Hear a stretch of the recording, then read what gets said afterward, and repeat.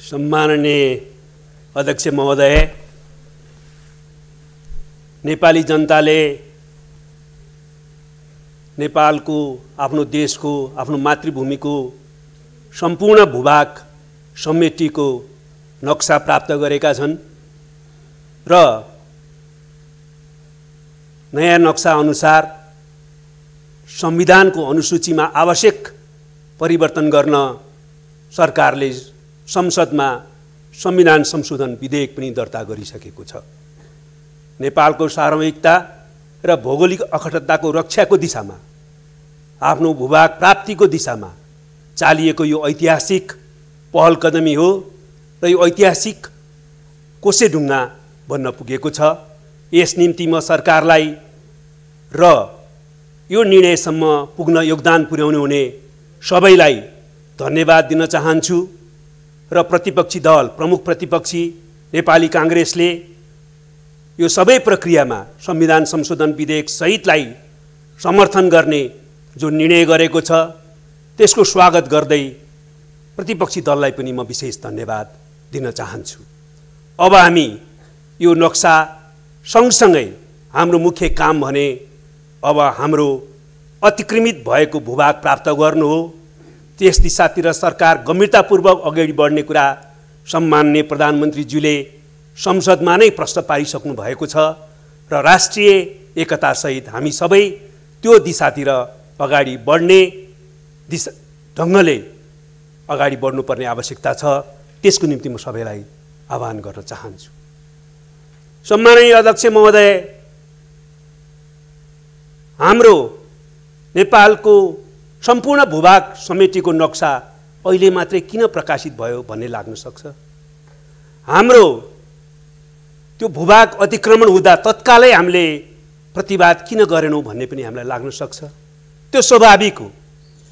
तर म सबैलाई तीनटा कुरामा ध्यान दिन अनुरोध गर्न चाहन्छु। एउटा, नेपालको कुनै पनि शासक र सरकारले सुगौली सन्धि पछाडि कुनै अर्को सन्धि वा सम्झौता गरेर नेपालको कुनै भूभाग कसैलाई दिएको छैन। यो कुरा स्पष्ट हुन म अनुरोध गर्न चाहन्छु।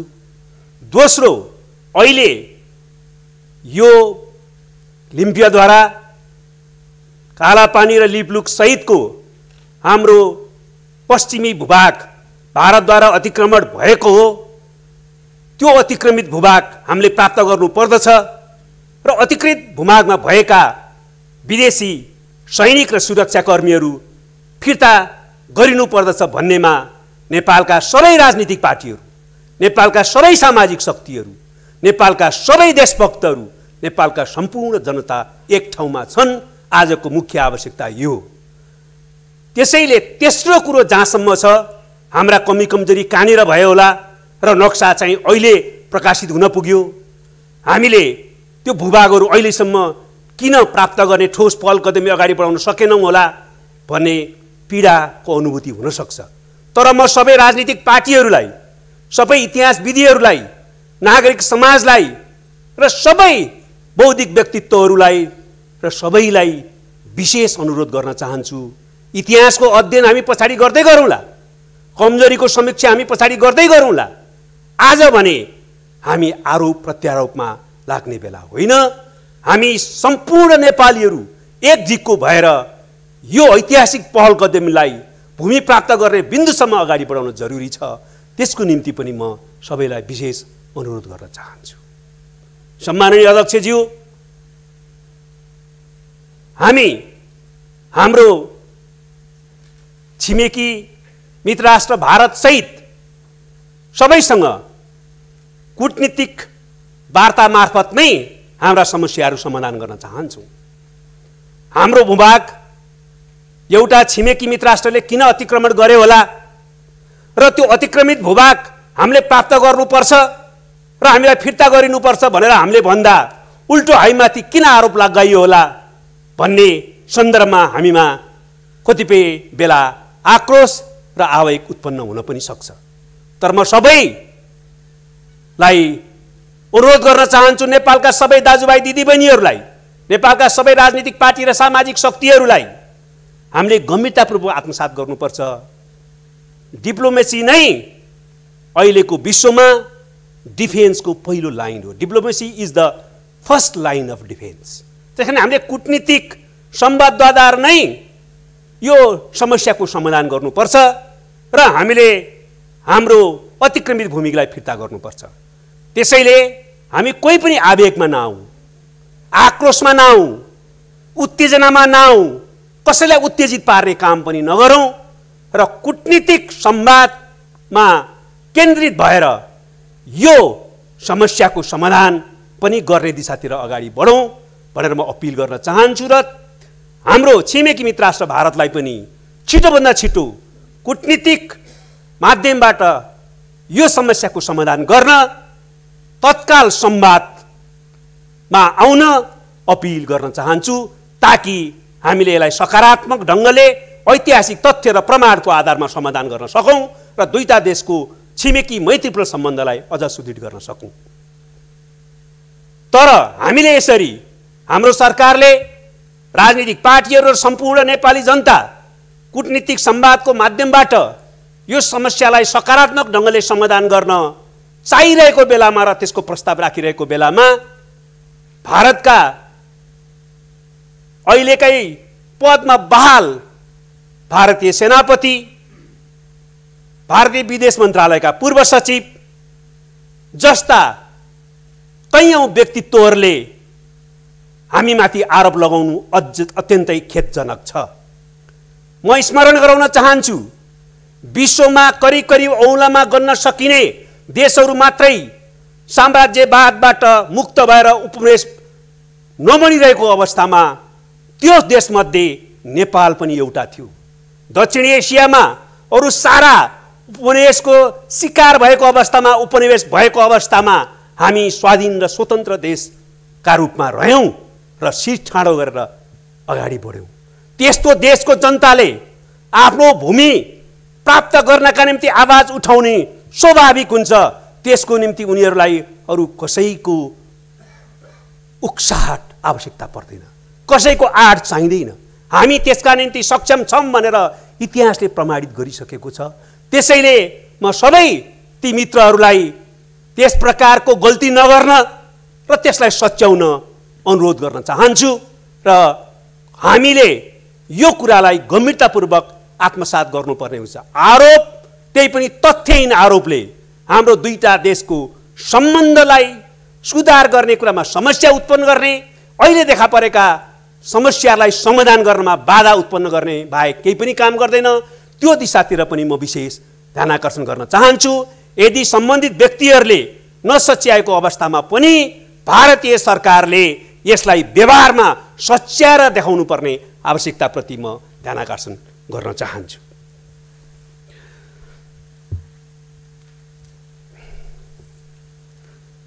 यस्तो अवस्थामा हामी सबैले, नेपाल सरकार, भारत सरकार, नेपाली जनता र भारतीय जनताले सबैले बुझ्नुपर्ने कुरा के हो भने नेपाल र भारत बीचको सम्बन्ध खाली छिमेकी सम्बन्ध वा कूटनीतिक सम्बन्ध मात्रै होइन।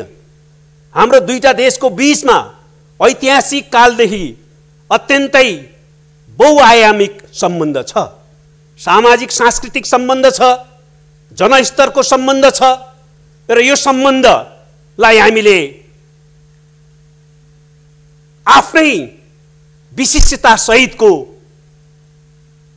बहुआयामिक सम्बन्धको रूपमा लिँदै आएका छौँ र त्यो कुरा सत्य हो। त्यसकारण यो हाम्रो सम्बन्धलाई कसरी सुदृढ बनाउने हाम्रो ध्यान त्यतातिर जानु जरुरी छ। त्यसको सन्दर्भमा हामी प्रश्न पार्न चाहन्छौँ कि नेपाल र भारतको बीचको मैत्री सम्बन्धको विकल्प अरू कुनै हुन सक्दैन। नेपाल र भारतको बीचको मैत्री सम्बन्धको विकल्प अझ राम्रो, अझ सुदृढ मैत्री सम्बन्ध हो। त्यसमा हामी एकदम स्पष्ट छौँ र दृढ रूपले प्रतिबद्ध छौँ।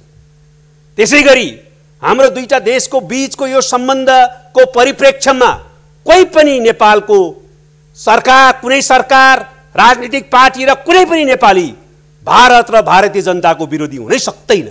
हामी त्यस्तो कल्पना पनि गर्न सक्दैनौँ।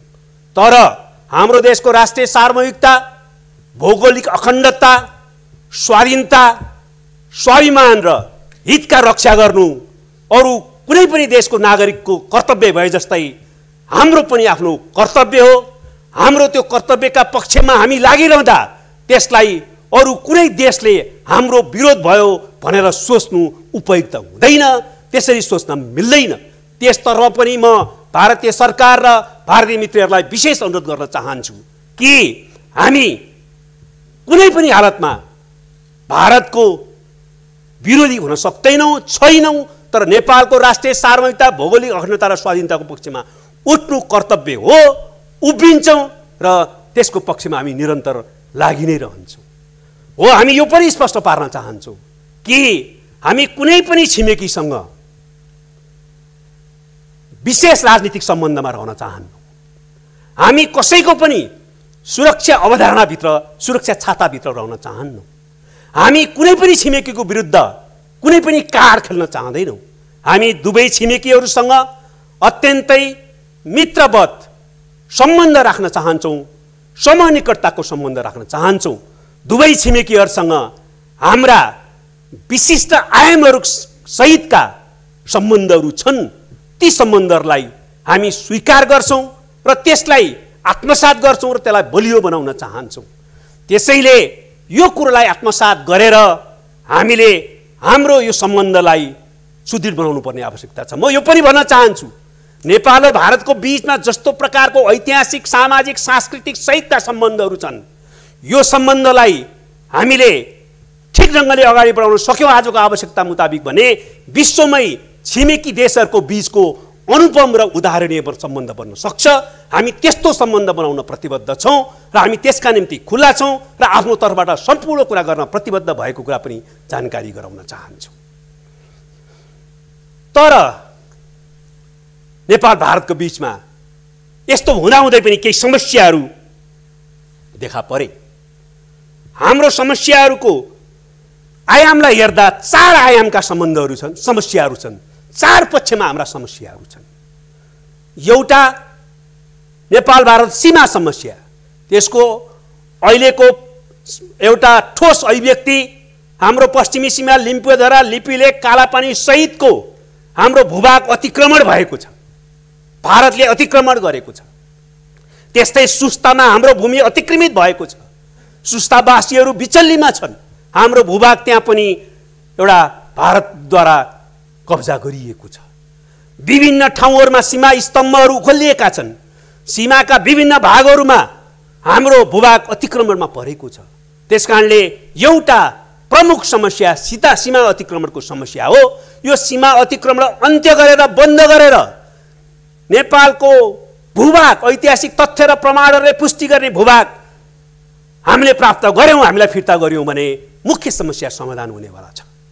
दोस्रो समस्याको पक्ष हो हामीमाथि दुईटा बीचमा इतिहासको विरासतमा रहेका असमान सन्धि सम्झौता। हामीले ती असमान सन्धि सम्झौताहरूलाई पुनरावलोकन गरेर त्यसलाई खारेज गर्ने वा आवश्यकता अनुसारको, आजको आवश्यकता अनुसारको नयाँ सन्धि सम्झौताद्वारा प्रतिस्थापन गर्नुपर्ने आवश्यकता छ। त्यसमध्ये 1950 को सन्धि हामी सबै सिङ्गो नेपाल एक भएर त्यसमाथि पुनरावलोकन गरौँ र आवश्यकता अनुसार त्यसलाई नयाँ पारस्परिक सम्मान र समानतामा आधारित नयाँ सन्धिद्वारा प्रतिस्थापन गरौँ भनिराखेका छौँ। यस प्रकारको असमान सन्धिलाई खारेज गरेर हामी सम्बन्धलाई सकारात्मक दिशातिर लैजान सक्छौँ। तेस्रो कुरा हाम्रो सम्बन्धमा रहेको अर्को समस्या के हो भने हामीले यो बीचमा पनि देखिराखेकै छौँ कि हाम्रो बीचमा आन्तरिक मामलामा कति बेलामा हस्तक्षेप हुने गरेको छ। हामी चाहन्छौँ यस प्रकारका कामहरू नहोस्। अहिले यो परिवर्तन पछाडि नयाँ संविधान जारी गरिसकेपछि नेपालको आन्तरिक मामलामा हस्तक्षेप गर्ने प्रवृत्तिलाई हामीले पछाडि धकल्न सफल भएका छौँ र त्यसबाट देशलाई मुक्त राख्ने प्रक्रियामा छौँ। तर हामीले धकल्न नपरोस्। भारतको संस्थापन पक्ष, भारतको सरकारले नै त्यसबारेमा आफ्नो आत्मालोचना गरेर त्यस प्रकारका सबै प्रवृत्तिहरूलाई सच्याउन जरुरी छ। हामीले नेपालको संविधान जारी गर्दाखेरि भारत सरकार र भारतीय जनता खुसी हुनुपर्ने हो। 60 वर्षदेखि नेपाली जनताले लगातार सङ्घर्ष गरेर जो संविधान आफ्नै चाहिँ जनताका प्रतिनिधिद्वारा आफैले जारी गरे त्यसमा छिमेकी मित्र राष्ट्र खुसी हुनुपर्ने हो, तर हामीले नाकाबन्दीको सामना गर्नु पर्यो। यस प्रकारका घटनाहरू बेला बेलामा हुने गरेको छ। त्यसै कारणले गर्दाखेरि यस प्रकारको हस्तक्षेप भएन भने पनि हामी अगाडि बढ्न सक्छौँ। त्यसै गरी हामीले चाहिँ आर्थिक क्षेत्रमा पनि उत्पीडनको अनुभूति कतिपय बेला गर्नु परेको छ। कोशी गण्डकी सम्झौताहरू र पारावान जस्तो हाम्रो आफ्नो अधिकारका सन्दर्भमा नि बेला बेला हामीले सङ्घर्ष गर्नु परेको र पारावान अधिकारका निम्ति सङ्घर्ष गर्दा कतिपय बेला नाकाबन्दी बेहोर्नु परेको स्थिति पनि छ। त्यसले यो चार प्रकृतिका जो समस्याहरू छन्, यो समस्याहरूलाई हामीले सकारात्मक ढङ्गले समाधान गरेर नेपाल भारत सम्बन्धलाई आजको युगको आवश्यकता अनुसार सुदृढ असल छिमेकी मैत्री सम्बन्धमा बदल्न जरुरी छ र त्यो सम्भव छ। अब यही कुरालाई ध्यान दिएर दुईटा देशको बीचमा 2016 मा इपिजी अर्थात् एमिनेन्ट पर्सन ग्रुप बन्यो। प्रभुत्व व्यक्तिहरूको त्यो समूहलाई दुवै सरकारले सहमतिको आधारमा 5 वटा कार्यादेश दियो। त्यो 5 वटा कार्यादेश मध्ये 3 वटा कार्यादेश महत्त्वपूर्ण छन्। हाम्रा सम्बन्धहरूलाई आजको आवश्यकता अनुसार नयाँ उचाइमा उठाउनलाई दिएका 3टा कार्यादेश 5 वटा कार्यादेश मध्ये 3 कार्यादेशमा पहिलो हो हाम्रो सम्बन्धलाई आजको 21औं शताब्दी अनुरूप बनाउनका निम्ति सबै सन्धि सम्झौताको पुनरावलोकन गरेर कसरी त्यसलाई अगाडि बढाउने भन्ने बारेमा आवश्यक सुझाव दिने। दोस्रो, हाम्रो राजनीतिक, आर्थिक, सामाजिक, सांस्कृतिक सबै सम्बन्धहरूलाई राम्रो बनाउन र विश्वासलाई अझ सुदृढ बनाउनका निम्ति दुवै सरकारले गर्नुपर्ने उपायहरू के हुन्, चाल्नुपर्ने कदमहरू के हुन् त्यसबारेमा सुझाव दिने। र तेस्रो, आजको शताब्दीले माग गरे अनुसार हाम्रो सम्बन्धलाई सुदृढ बनाउनका निम्ति परिवर्तन गर्नुपर्ने, बदल्नुपर्ने संरचनात्मक फ्रेमवर्क ढाँचा के हो, संरचनात्मक सुधार के हो, यो बारेमा सुझाव दिन इपिजी गठन गरियो र इपिजीले धेरै मेहनत गरेर सहमतिमा प्रतिवेदन तयार गर्यो। यो सहमतिको प्रतिवेदनलाई सबभन्दा पहिले भारत सरकारको तर्फबाट भारतीय प्रधानमन्त्रीले बुझ्ने समझदारी बनाइयो, तर भारतले अहिलेसम्म इपिजी प्रतिवेदन बुझेको छैन। यसले हामीलाई दुखी बनाएको छ। हामी फेरि पनि छिटोभन्दा छिटो इपिजी प्रतिवेदन बुझ्न अनुरोध गर्न चाहन्छौँ र त्यसलाई हामी कुनै पनि बेला बुझ्न तयार छौँ र इपिजी प्रतिवेदन जो सहमतिको आधारमा तयार भएको छ त्यसलाई ग्रहण गरेर हामी टेबलमा राखौँ। टेबलमा राखेर हामी छलफल गरौँ र त्यसका सुझावहरूको आधारमा हाम्रो दुईटा देशका सम्बन्धलाई नयाँ उचाइमा लैजान पहल गरौँ। यो बारेमा पनि म विशेष अनुरोध गर्न चाहन्छु। साथसाथै म यो पनि भन्न चाहन्छु कि त्यसैले नेपाल भारत सम्बन्धका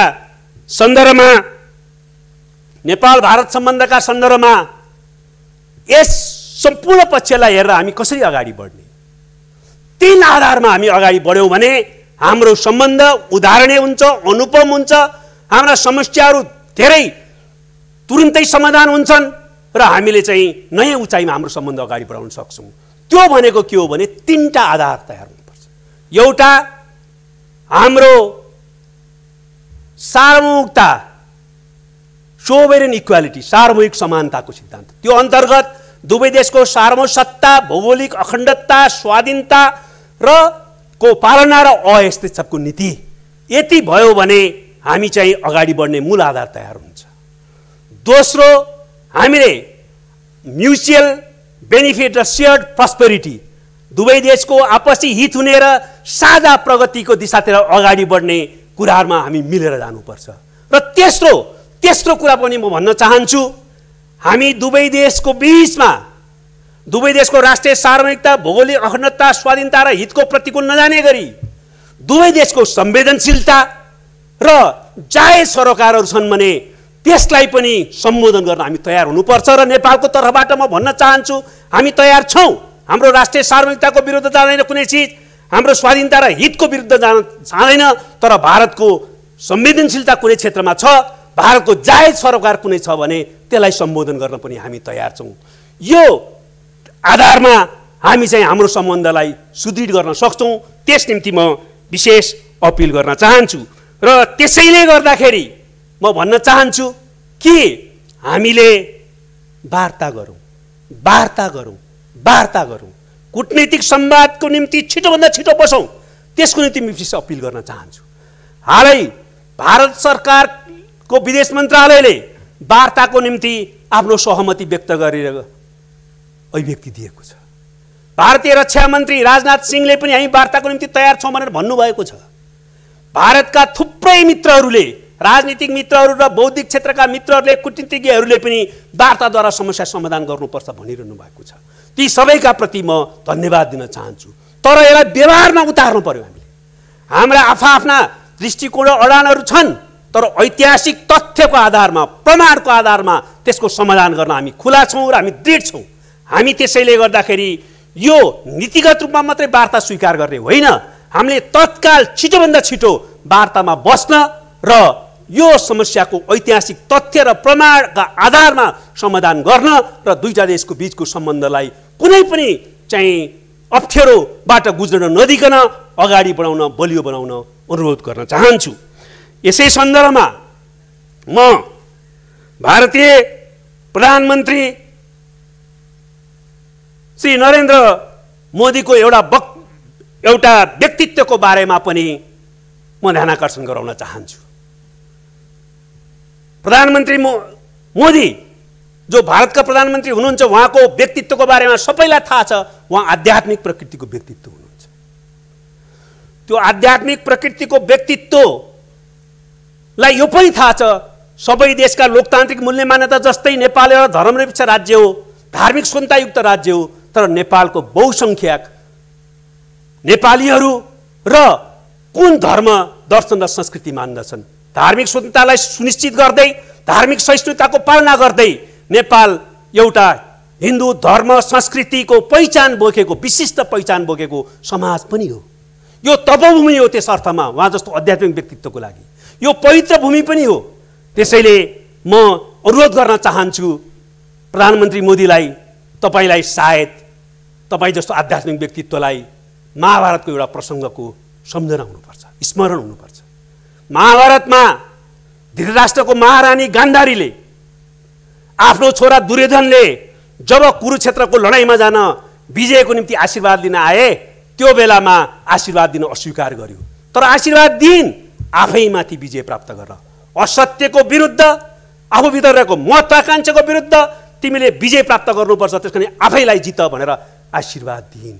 आज भारतीय सत्ताको प्रवृत्तिको निरन्तरतामा एउटा प्रवृत्ति अवशेषको रूपमा त्यहाँ होला, तपाईँमा पनि त्यो होला।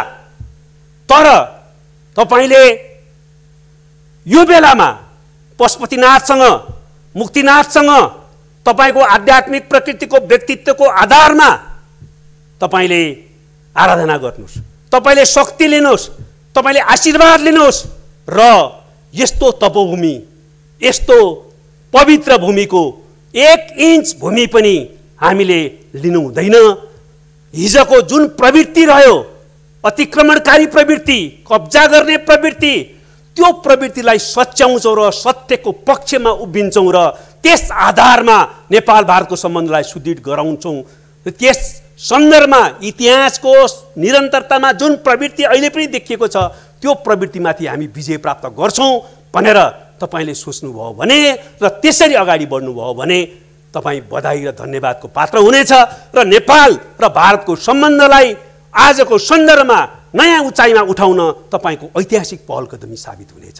म त्यसको निम्ति पनि तपाईँ जस्तो आध्यात्मिक व्यक्तित्वलाई विनम्रतापूर्वक ध्यानाकर्षण गर्न चाहन्छु। र त्यसैले म सबै साथीहरूलाई भन्न चाहन्छु, हामी इतिहासका सबै समस्या टेबलमा बसेर समाधान गर्न सक्छौँ। कसैले यताउता तानतुन गरेर यसलाई अप्ठ्यारोमा लैजान प्रयत्न नगरौँ। हामीले पनि इतिहासको तथ्य र प्रमाणको आधारमा वार्ता गरेर समाधान गरौँ भनेका छौँ, त्यसमा हामी दृढ छौँ। भारतका सबै मित्रहरूलाई पनि, सरकारसहित सबैलाई यस निम्ति अनुरोध गर्न चाहन्छु।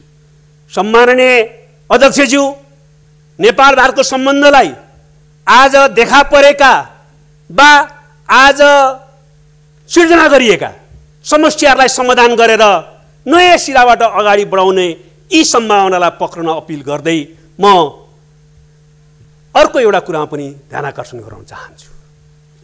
हाम्रो उत्तरी छिमेक चीन हो। चीनसँग पनि हाम्रो असल छिमेकी मैत्रीपूर्ण सम्बन्ध छ। यसको पनि विशिष्टता सहितका आयामहरू छन्। चीनले नेपालको सार्वभौमिकता, भौगोलिक अखण्डता, स्वाधीनताको सम्मान गर्ने गरेको कारणले र नेपालको आन्तरिक मामलामा हस्तक्षेप गर्ने प्रवृत्ति नदेखाएको कारणले चीनलाई हामीले सम्मान गर्छौं र चीनसँगको यो सम्बन्धलाई हामी अझ सुदृढ गर्न चाहन्छौं। र चीन त्यस्तो मित्र हो जससँग हाम्रो उल्लेखनीय कुनै पनि प्रकारको समस्या छैनन्। असल छिमेकी मैत्रीपूर्ण सम्बन्ध छ, त्यसलाई हामी बलै बनाउन चाहन्छौं। तर यस सन्दर्भमा चीनलाई पनि हामी अनुरोध गर्न चाहन्छौं, नेपालको सार्वभौमिकता र भौगोलिक अखण्डतामा जान अनजान आँच पुग्ने वा नेपालको सार्वभौमिकता र भौगोलिक अखण्डताको अतिक्रमणमा बल पुग्ने कुनै पनि काम चीनको तर्फबाट पनि हुनु हुँदैन। म ध्यानाकर्षण गराउन चाहन्छु, सन् 2015 मा भारतीय प्रधानमन्त्रीको चीन भ्रमणको बेलामा जुन प्रकारको सम्झौता भारत र चीनको बीचमा भयो, त्यो सम्झौतालाई गम्भीरतापूर्वक आत्मसमीक्षा गर्न अनुरोध गर्न चाहन्छु। नेपालको लिपुलेख भएर व्यापारिक र सांस्कृतिक आदान प्रदान गर्ने भनेर जुन सम्झौता भयो, त्यो सम्झौताले नेपालको सार्वभौमिकता र भौगोलिक अखण्डताको सम्मान गर्दैन, बरु त्यसमा अतिक्रमण गर्ने प्रवृत्तिलाई नै बल पुर्याउँछ। हामीले यो कुरा त प्रष्टै बुझ्नुपर्छ कि त्यो समस्याको रूपमा भए पनि भारतले समेत औपचारिक रूपमा यो विवादित भूमि हो भनेर स्वीकार गरेको भूमि हो। त्यो भूमिमा कुनै चाहिँ सांस्कृतिक वा व्यापारिक मार्ग नै बनाउनु पर्ने हो र त्यो भूमि भएर, त्यो बाटो भएर, त्यो नाका भएर त्यस प्रकारको गतिविधि गर्ने हो भने पनि नेपालको समझदारी बिना, नेपालको सहभागिता बिना, त्रिपक्षीय समझदारी बिना त्यो हुनै सक्दैन थियो। त्यसैले म मित्रराष्ट्र चीनलाई पनि त्यो सम्झौताको बारेमा आत्मसमीक्षा गर्न, त्यसबारे आफ्नो स्थिति स्पष्ट पार्न र सच्याउनको लागि विशेष अपिल गर्न चाहन्छु। हामी कुनै पनि कोणबाट यस्तो उदाहरणीय सम्बन्धलाई कुनै पनि कोणबाट कमजोर नहोस् भन्ने चाहन्छौं, तर यस बारेमा आफ्नो स्थिति स्पष्ट पारेर सच्याउन पनि विशेष अपिल गर्न चाहन्छौं र सच्चिनेछ भन्ने विश्वास पनि गर्न चाहन्छौं। त्यसैले यसो भयो भने हामी हाम्रो परराष्ट्र सम्बन्ध जो स्वतन्त्र परराष्ट्र नीतिमा आधारित छ, त्यसको आधारमा हाम्रो छिमेकीहरूलाई प्राथमिकता दिने सम्बन्धलाई हामी जो नीति छ त्यसलाई हामी अझ राम्रोसँग व्यवहारमा उतार्न सफल हुनेछौँ भने अन्तर्राष्ट्रिय क्षेत्रमा सबै देशहरूसँग पनि मैत्रीपूर्ण सम्बन्ध राख्न र सबै बहुपक्षीय निकायहरूमा वा क्षेत्रीय निकायहरूमा पनि असाध्यै राम्रो भूमिका खेल्न सक्नेछौँ। तपाईहरू सबैलाई पनि यस निम्ति म विशेष अपिल पनि गर्न चाहन्छु। त्यसैले गर्दाखेरि म अहिले अरू धेरै कुरा नभनिकन यो सन्दर्भमा फेरि एकपटक सबैलाई विशेष अनुरोध गर्न चाहन्छु र नेपाल भारत सम्बन्धका बारेमा मूलतः यति कुरा राख्दै म यसलाई यही अन्त गर्न चाहन्छु र एउटा विषयमा, अर्को विषयमा म सम्माननीय अध्यक्षज्यू मार्फत संघीय संसद, हाम्रो राष्ट्रिय सभा, सबै मान्य सदस्यहरूको ध्यानाकर्षण गराउन चाहन्छु। हामी सबैलाई थाहा छ, अर्थमन्त्रीले प्रस्तुत गर्नुभएको बजेटमा अहिलेको आर्थिक सङ्कटको स्थितिलाई हेरेर सरकारी कर्मचारीहरूले पाउने भत्ता कटौती गरिएको छ। खाजा भत्ता, बैठक भत्तादेखि अरू थुप्रै प्रकृतिका प्रोत्साहन भत्ता लगायतका भत्ताहरू कटौती गरिएको छ। अर्थमन्त्रीको अधिकार क्षेत्रको सीमालाई ध्यान दिएर उहाँले संसदको माननीयहरूको अधिकार क्षेत्र, यो संसदको अधिकार क्षेत्रलाई उल्लङ्घन गर्न नमिले भन्नाले त्यसबारेमा केही भन्न सक्नु भएको छैन।